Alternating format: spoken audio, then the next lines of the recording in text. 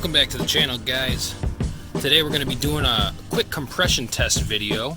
I wanted to walk everyone through how to do a proper compression test on a 2G 4G63 DSM. So today I picked up another compression test kit to verify my first compression test kit is correct, because I didn't get the greatest numbers on my tests about 4 months back. So today we're going to double check it.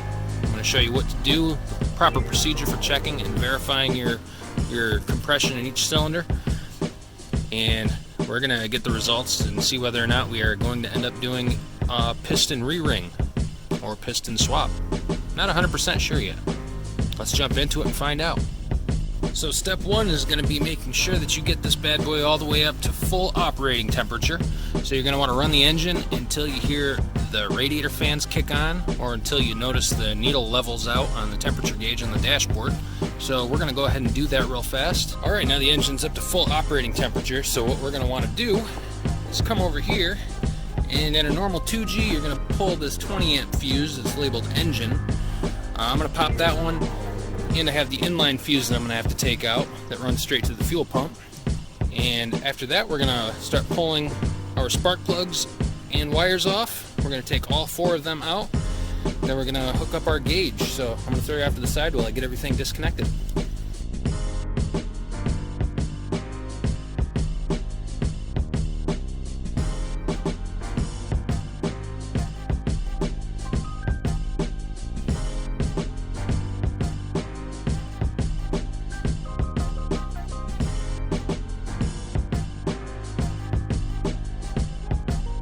Alright guys, we now have our dial installed into cylinder 1, and we're going to go inside of the car and we're going to crank this thing over 5 or 6 times and come out and get the readings.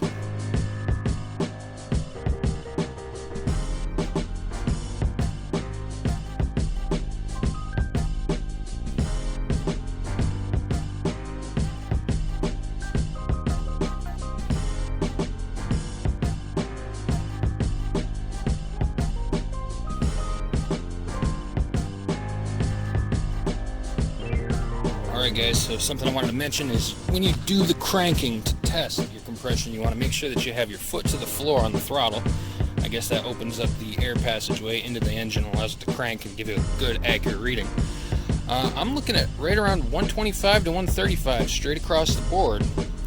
I know that's under the factory service limit by 5 psi, but the pistons look great down inside of the cylinders, and until anything else changes, I think I'm just going to roll with it. I'm actually going to verify that this gauge right here is 100% accurate. I'm going to hook it up to an air compressor with a gauge on it and see if this thing reads correctly, because the last one that I bought from Harbor Freight was giving me a reading of 87 pounds, and this one is giving me around 125 to 130. So I'm not 100% sure if the Pittsburgh brand PSI compression test gauges are accurate, but I'll post a comment down below with an update and let you guys know.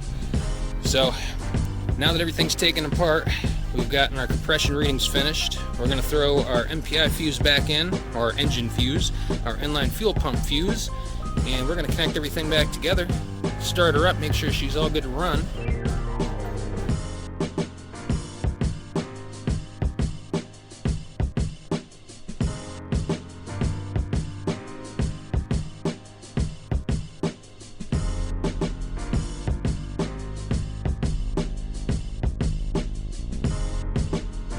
Alright guys, so we got everything put back together. I just tested this gauge out. It is actually 14 pounds off of the actual face reading. So a 135 would actually be, what, a 150?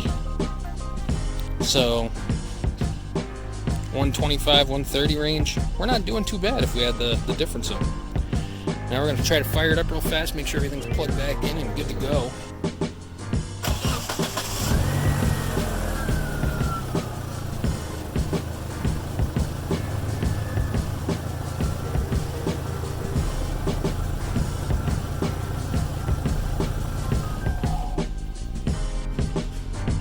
Alright, she fires up, everything looks great guys. So if you like this video, give it a thumbs up down below. Make sure you subscribe to keep updated. We do still have our intercooler our new turbocharger and exhaust system install coming up. So if you want to see those, make sure you stay tuned, guys. Till next time, we will see you at today's project guide. Have a good one.